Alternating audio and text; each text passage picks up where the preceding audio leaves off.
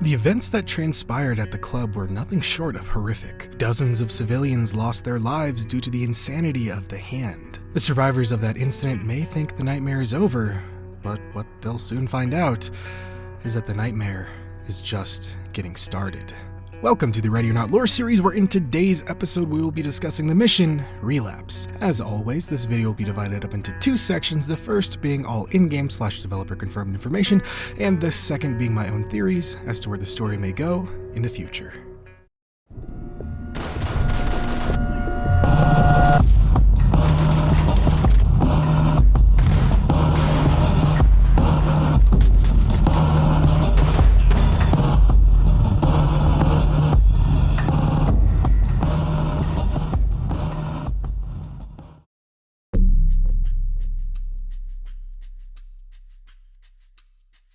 After the club incident, remnants of the Hand assault Coastal Grove Medical Center in an attempt to rescue their lone surviving leader, now placed under police supervision.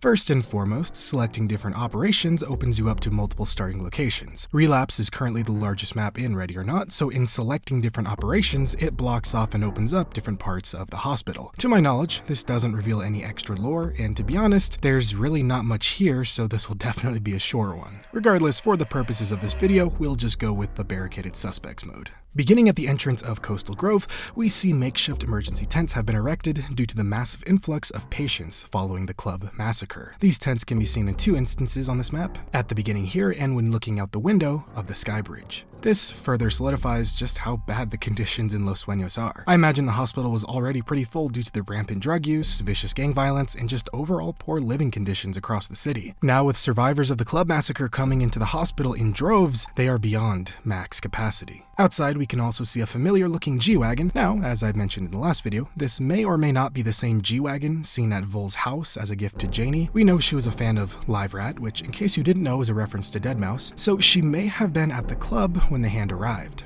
I couldn't find any reference to her in the hospital or at the club, so this may just be a reused asset. However, there is still a chance that she could have been injured in the attack and is currently recovering at the hospital. Or was recovering at the hospital, past tense, following this attack. Near the car, we can also find some mine jot graffiti and a small homeless encampment, which at first I thought was crazy being this close to a hospital, but then I remembered the last time I was in San Francisco, and yeah, a homeless encampment in a hospital garage makes total sense. Entering Coastal Grove, we see it is absolutely riddled with bullets. This is more than likely where the Hand made first contact. In the lobby, we see a TV displaying breaking news about an active shooting in the hospital we're currently in. Entering the security room, we can find two dead security guards, security monitors all turned off, and a photo of what looks like a Vietnam vets, and a calendar that says June 2017. We will come back to that later. On some of the computer monitors, we can also see them displayed with Police Headquarters Special Victims Division, which I think is just a placeholder. Unless this hints at the LSPD setting up shop in the hospital, which could happen, but there's no further evidence to suggest this. Next door in the break room, we find a grisly sight. A retirement party for Dr. These stupid names. Nowask. Okay, I got this. A retirement party for Dr. Nowask. Nowask? Fuck, God.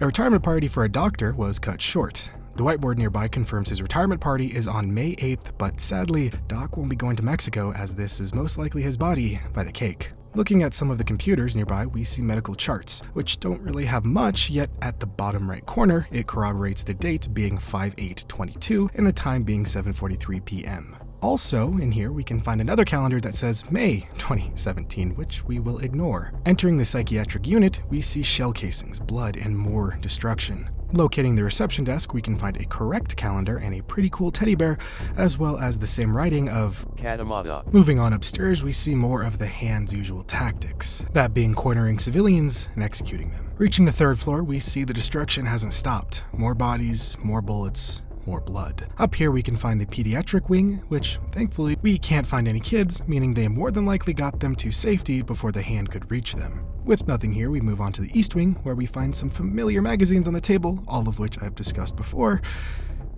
and that's it.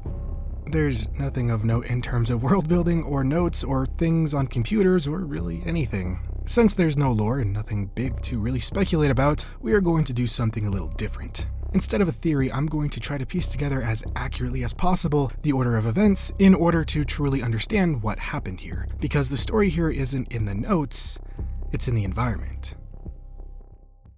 The Hand entered at street level, coming in guns blazing, shooting at the receptionist and security thought to be safe behind a glass window. Taking out their 2 security on guard, the Hand moves into the ICU. They unload on anyone in their way, doctors and patients alike. The gunfire sets off the fire alarms as they continue to kill all in sight. A doctor is hit and attempts to crawl away, but doesn't make it very far. The Hand enters the break room and kills the doctor and an unnamed nurse, currently in the process of celebrating the doctor's retirement. They then move into another wing of the ICU, continuing on their rampage. A wounded nurse attempts to hide in a patient's room, but bleeds out. They then barricade an exit, spray paint Katamata on the wall, and then split. One half going up the stairs to the laboratory, and the other the main staircase to the next level. The main staircase team ambushes a group on the stairs, as does the lab team. Reaching the 3rd floor, the lab team takes out nurses and civilians attempting to flee, most likely sent their way by the main staircase team. The main staircase team enters the patient rooms, as the lab team enters the opposite side. Luckily, there aren't any bullet casings or blood in the pediatric room, which leads me to believe the kids got out. The Hand then enters the east wing. Due to the time it took them to get here, it appears as if this wing had more time to flee and hide due to the lack of bullet casings and blood in the beginning. They go down the 2nd floor through this door and immediately open fire on the left at someone outside the x-ray room,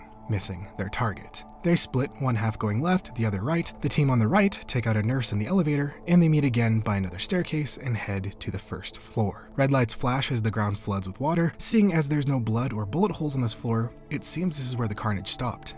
In the locker room, a few of the Hand traded their clothes for nurses' scrubs as the rest continued. They exit into the cafe, which looks to be closed. There's barely any food out, the floors are being cleaned, and the chairs are up. Their trail then goes cold. We know their leader was in the ICU, but we can't find any reference to their whereabouts whatsoever. I believe this suggests that the Hand did actually find him and extracted him through the cafe, most likely stealing an ambulance as a getaway vehicle. They then left behind a handful, of men to sacrifice themselves in order to draw the attention of the police so they can escape. This, to me, makes the most sense, because I expected to at least see some remnants of their leader, but there's nothing. If I did correctly piece together this order of events, then that means the Hand isn't gone. It means their leader is still alive, maybe not well, but still alive.